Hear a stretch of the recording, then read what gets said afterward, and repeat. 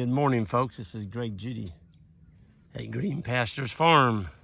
Ike and I just moved the bulls out of this paddock, and we had a lane coming back here to this pond.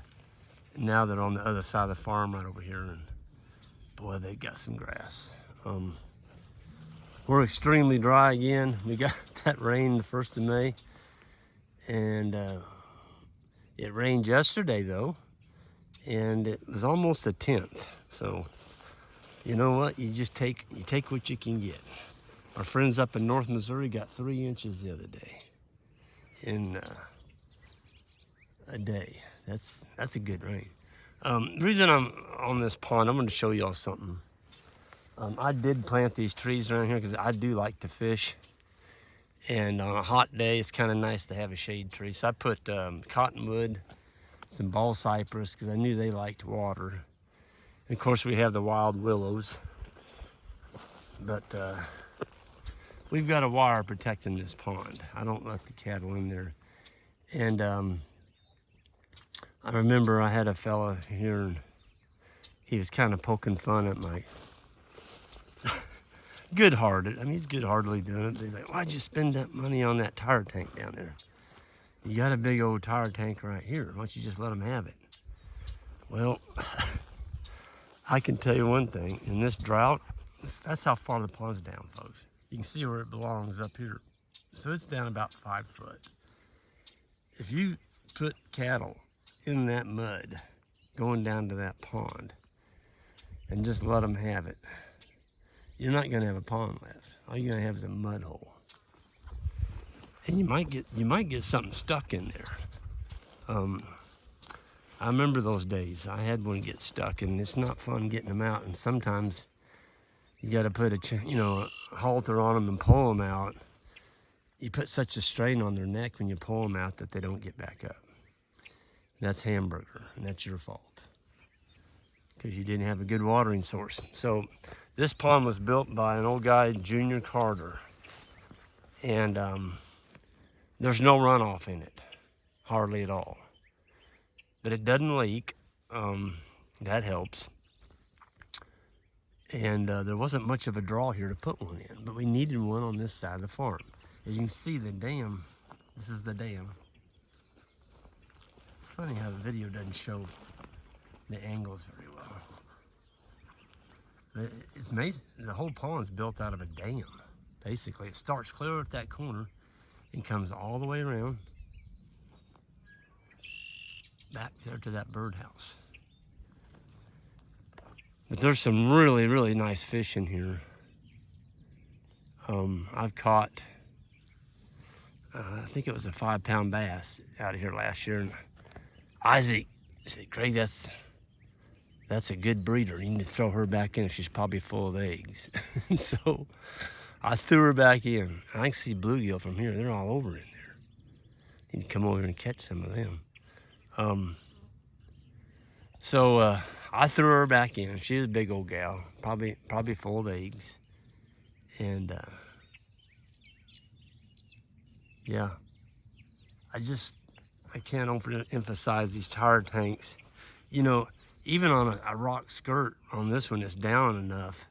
I mean, you could put one in here, but I've already got there's no need putting a rock skirt in when you got that right there. So that would just be a waste of money. Boy, look at my tree swallow sitting there looking at me. I'll view in on her. Look at him. We've got 75 tree swallow houses on this farm. Build them and they will come. And those tree swallows are eating 8,000 flies a day. One pair will eat 8,000 flies a day. They're sucking the blood out of your cattle. Not only that, they're beautiful birds. I think they're the most acrobatic of maybe any of the birds. They're just, I can sit there and watch them fly all day. Okay. Well, now I'm gonna not pan on the ground. Somebody got on me again the other day about panning. Keep your camera off the ground, it makes us dizzy. So I'll keep my camera up. Try and do better for you all. Sorry about that. Anyway, we just shut the water off right here. So there's the shut off. We keep a piece of concrete over it and a cattle panel to keep animals from stepping down in it. And then over here is the actual tire tank. This has been in since,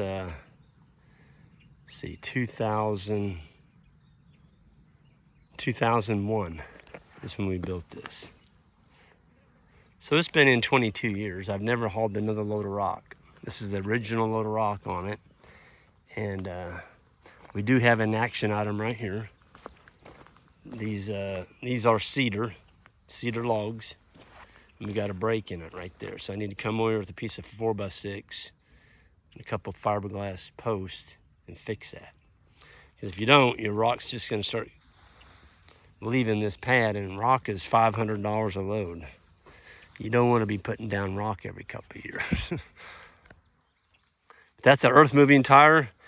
It's down on the ground. It's 4 foot deep and about 8 foot across. I think there's 800 gallons in there.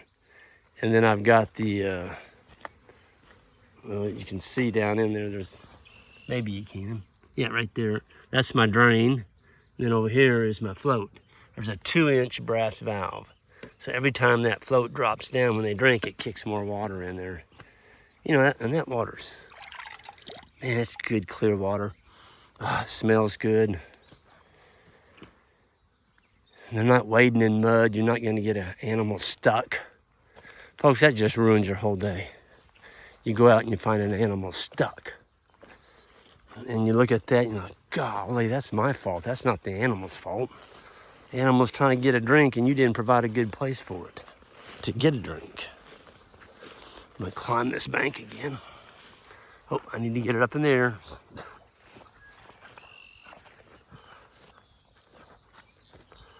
Okay, now I can bring it down to the ground. That's just a pretty pond. We built that, well, it was 2001, the year we bought this property. We had a lease on this. And the lady got in trouble financially, and Jan and I were in a point at that time from doing, we were big into custom grazing in those days. So we had some really good income coming in, and we were able to buy it. We'd saved a nest egg and we bought it.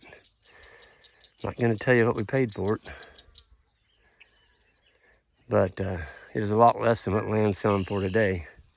We thought it was a lot, and it was a lot back in those days.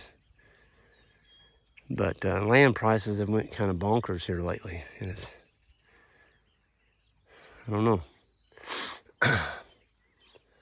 I thought, you know, land prices would never ever get as high as they are, and 10 years from now, you might look back and go, yeah, I can't believe that land was for sale for $8,000 an acre. Man, that's cheap. Well, today, $8,000 an acre, to me, that sounds like a lot of money. And that's what pasture land around here is selling for. Boy, there's a big old bass. That's not the one I turned back, though. Whew, we need to give her and fish this.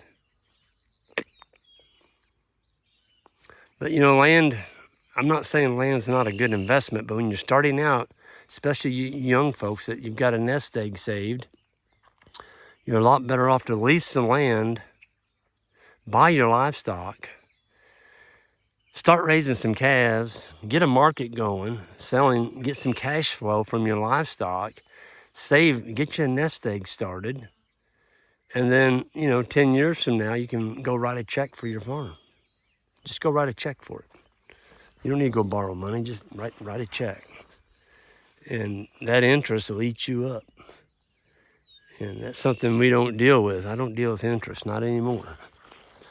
It's just scary to me to be sitting on, you know, $500,000 or $1 million in debt, and especially with interest rates going up right now, it's hurting a lot of companies. I think they said there's more bankruptcies this year than there is since 2008. We thought that was bad, but there's a lot of businesses going bankrupt now because they can't get lending. Only the favored customers are getting your money now. So Don't be indebted to the bank. I guess that's my parting words with that. And, oh, there's one a tree swallow. She's got some babies in here. I can hear them squeaking. I'm not gonna mess with them though. I can actually see one of them. Their little head sticking up in there. Huh, that's cool.